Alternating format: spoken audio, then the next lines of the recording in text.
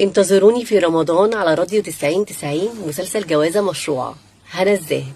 وش الأصعب، الجفاف المالي أو العاطفي؟ الجفاف المالي ولا العاطفي؟ لا، الجفاف المالي. الجفاف المالي. طيب، الحقيقة عادي الواحد ممكن يعيش من غير حب.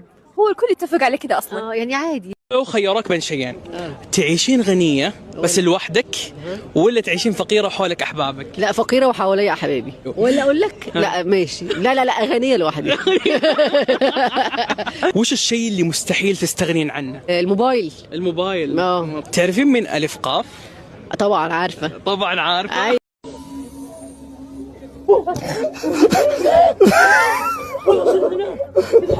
طيب انا قابلتك في الفيلم الجديد اللي كيف مبسوط اني شفتك. وعدتيني نمثل بس الدور راح علينا. والله الدور راح علينا. انا ولدك بس. ايوه، واقول لك حاجه، انا قايم بمسلسل باذن الله وحنفضحه وحكسر الدنيا وحخليكي معي تمثلي. الله يعطيك العافيه.